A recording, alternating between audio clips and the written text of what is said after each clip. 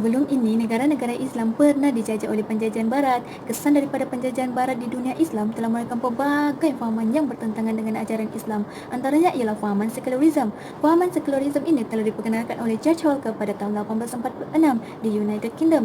Apa itu fahaman sekularisme? Okey, untuk pengetahuan semua, sekularisme ini adalah satu fahaman yang memisahkan urusan agama dan juga kehidupan dunia seperti pentadbiran, politik, pendidikan, ekonomi dan sebagainya. Tambahan pula, fahaman ini berupaya memesongkan umat Islam daripada akidahnya dan juga berupaya untuk mendorong umat Islam untuk keluar daripada agama Islam. Oleh itu, fahaman mengenai sekularisme seperti latar belakang, kesan dan kelemahan serta perbezaan antara fahaman sekularisme dengan Islam akan dihuraikan dengan lebih jelas di dalam pembentangan ini. Sekularisme boleh ditarikkan sebagai satu fahaman, doktrin atau pegangan yang menolak nilai-nilai keagamaan dalam kehidupan sosial manusia. Manakala dalam bahasa Arab pula, ia menggunakan istilah al-imaniyah yang membawa maksud pada mengangkat martabat ilmu. Sekularisme menganggap bahawa agama penyebab sesebuah kemunduran ataupun kejemudan. Bagaimanakah ia muncul dan bilakah?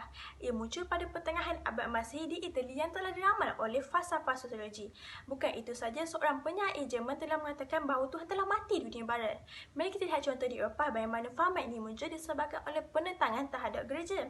Manakala di Malaysia pula, ia disebabkan oleh sistem residen yang diperkenalkan oleh British telah membuka ruang pada ideologi ini untuk diterapkan dalam pentadbiran negara.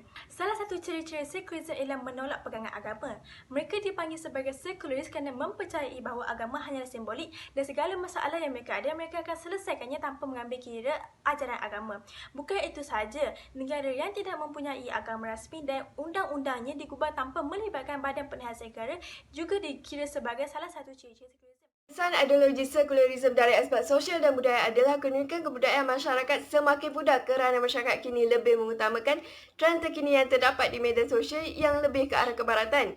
Dari aspek pendidikan pula, wujudnya fahaman ateisme atau tiada Tuhan dalam kalangan pelajar kerana konsep sekularisme yang mengasingkan unsur-unsur ketuhanan dari dunia pendidikan kerana menganggap agama sebagai batasan. Sedangkan dalam Islam sendiri menggalakkan pencarian ilmu dan tidak meletakkan apa-apa batasan. Dari aspek politik pula, kesannya adalah pemerintahan yang lebih adil dan boleh digunakan pakai secara menyeluruh. Agama yang pelbagai dalam kalangan masyarakat menyebabkan undang-undang tidak boleh dispesifikkan terhadap sesuatu agama sahaja. Dari aspek moral pula, kesannya adalah keruntuhan akhlak masyarakat kerana konsep sekularisme yang menganggap agama tiada pengawalan terhadap tingkah laku.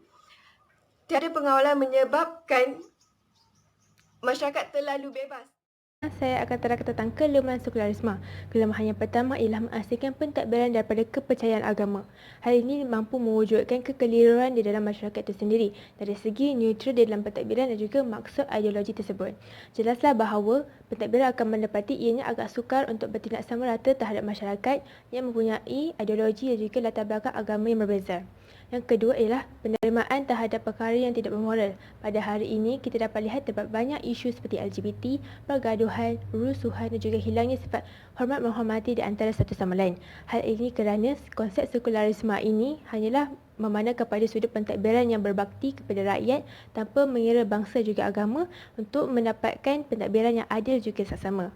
Oleh itu, berpegang kepada agama juga mampu menjadi penyuluh kepada pentadbiran dalam membuat sesuatu keputusan. Perbezaan antara fahaman sekularisme dengan ajaran Islam yang pertama adalah dari segi pegangan hidup. Fahaman sekularisme ini hidup dengan penuh kebebasan. Oleh sebab itu, mereka ini tidak terikat dengan mana-mana hukum syariah seperti kekeluargaan, poligami dan juga penceraian.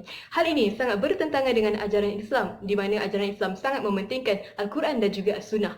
Oleh sebab itulah ajaran Islam tidak pernah menolak duniawi tetapi masih mengutamakan ukhrawi. Dan kerana itu jugalah agama Islam ini dikenali sebagai agama yang syumul, iaitu menyeluruh dan kamil yang bererti sempurna.